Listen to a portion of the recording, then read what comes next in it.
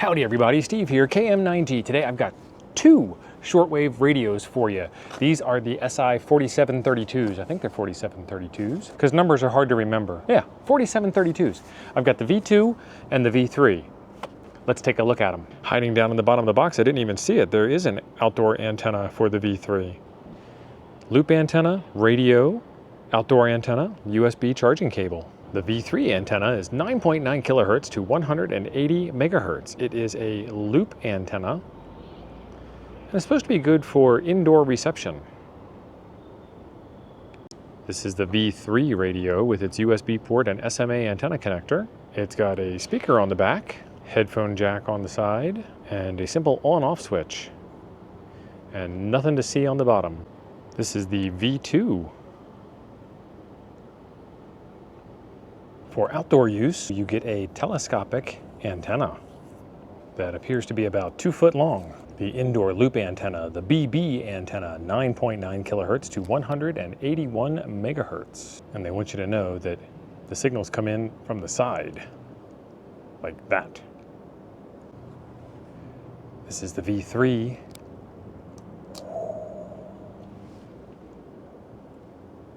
The V2. And then just to make it a little more confusing, I have the V3 on the left and the V2 on the right. The V3 is supposed to have a better headphone amplifier and a high Z antenna connection, and the V2 does not. This one has a 3D printed case, and this one appears to have an injection molded case. Rotary knob with little detents and a push button.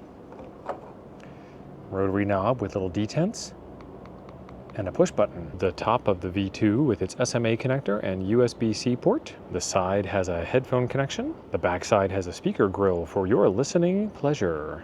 A simple on-off switch, and then the no business bottom, because it's none of your business. Let's take a walk around the dial with the V2 using the outdoor antenna, since we are in fact outdoors. Kind of get a little sound echo chamber with my hand going on there.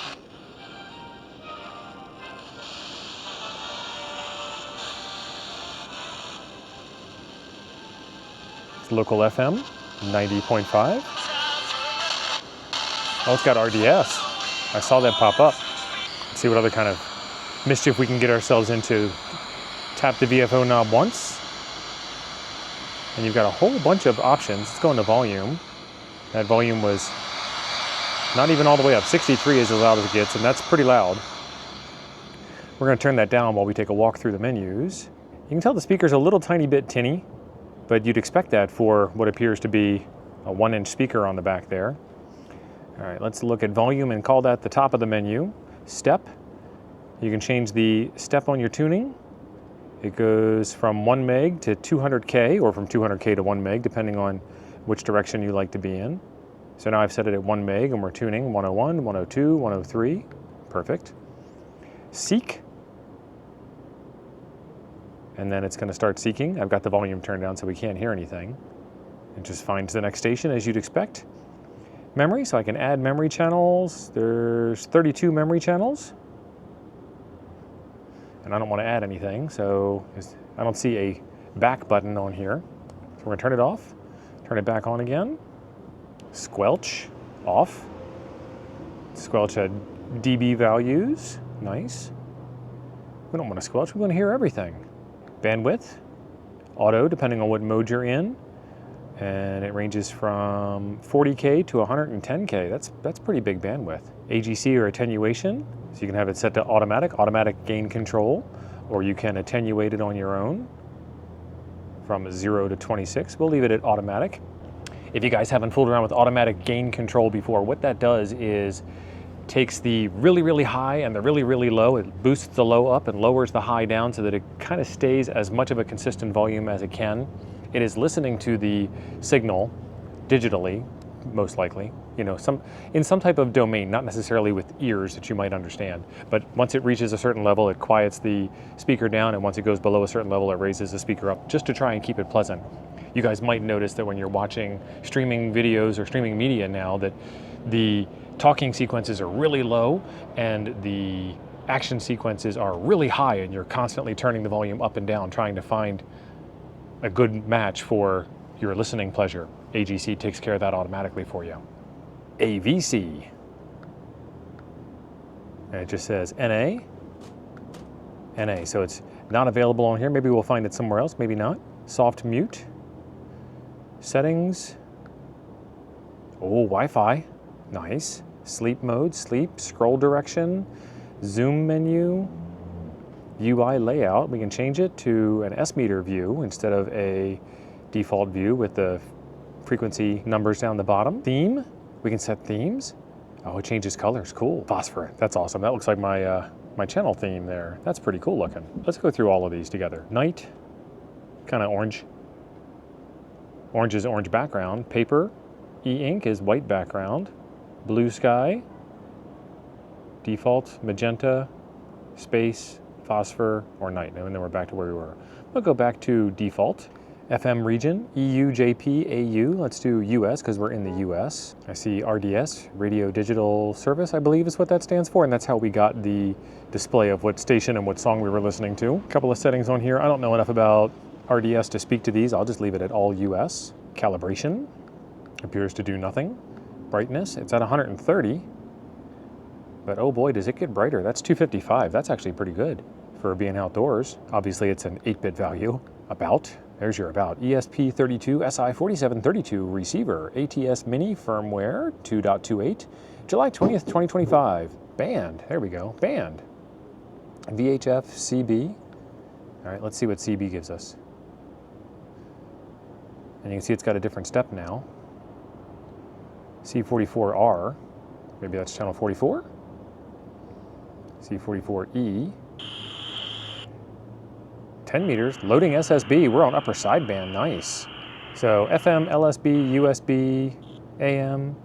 Turn it to USB. Let's try 20 meters.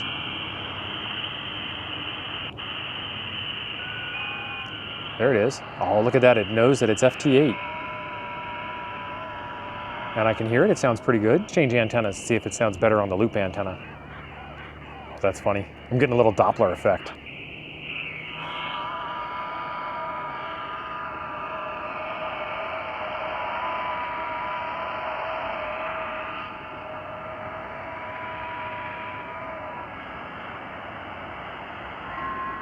Yep, I bet we could actually decode that. Well, it knows it's the SSTV frequency. It's cool that it's got a little band planned action going on in there. It's got 7.300 as the end of the band there. Does it tune past it all? What happens? It loops back to the beginning. All right, there's no 40 meter FT8 with this antenna. There's the S meter layout. Let's switch this thing back to 20 meters. That's telling me it's an S7 for FT8. But it's an F7 even when nobody's transmitting. The version 2 antenna, loop antenna, is bigger than the version 3 loop antenna.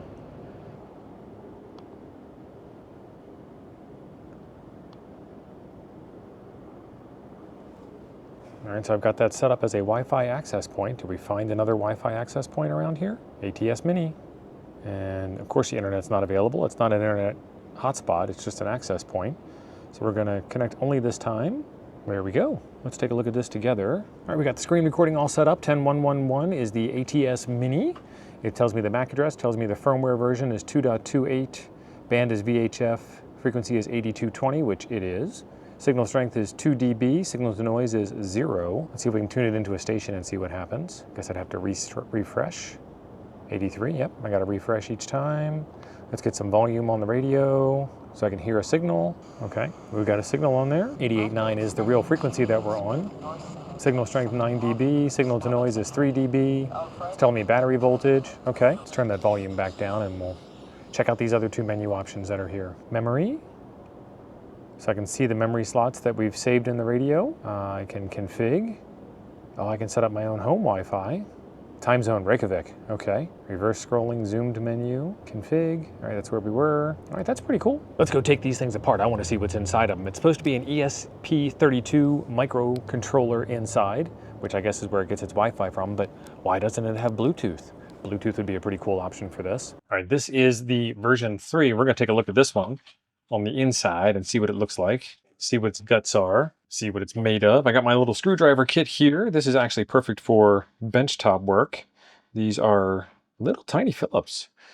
Always try to use the biggest Phillips head screwdriver you can get that fits inside of the screw head. That way you've got the most positive connection. And I've got a couple of different, oh, those are long screws. A couple of different ones to choose from inside of this screwdriver kit here. So always try to go big, see what's going on there. There's my on-off switch that just fell. And we've got speaker and battery, and they're labeled. And they're JST connectors, so they're also polarized. You can only put them in one way, so I'm not worried about taking them apart. But be careful that you don't lose that on-off switch. There is the ESP32. It's the ESP32 S3 N16 and 15. I can't tell. And 15R8. Use my magnifying glass. It's the N16R8. It's got the green PCB in it, V3 written right on there. Is that a LED right there? Then inside of my screwdriver kit, I also have one of these little levers that I can use to pry up on things gently so as not to destroy them. So the display is inside of the front case there. It's very well crafted and made to fit in there. This one has the headphone amplifier, the ESP32 SI4732 V3. What does it say on there? Multi-band receiver. Well, there ain't a whole heck of a lot going on inside there, but that's because it's a custom PCB, so I didn't really think there would be a lot going on inside there. And then just for completeness, here is the version 2 in its 3D printed case. Speaker, battery, connectors are a little bit different. The board layout's a little bit different. ESP32 on there as well. And then you've got your screen setup. And 3D printed case. Did a pretty good job on it, I think. Looks pretty good. That was a quick walk around the outside and the inside of the SI4732 radios, the V2 and the V3. If you want more information about these or you want to get one of these affordable, fun little gadgets, there is a link in the description down below for you. And they're hackable with that ESP32 on there. I have seen a waterfall and I've seen a web control. If you guys have seen anything else that's interesting with these things, let me know and I'll make a video on it. In the meantime, there's one right over here I think you might enjoy next. Thanks for being awesome. I'll see you over there.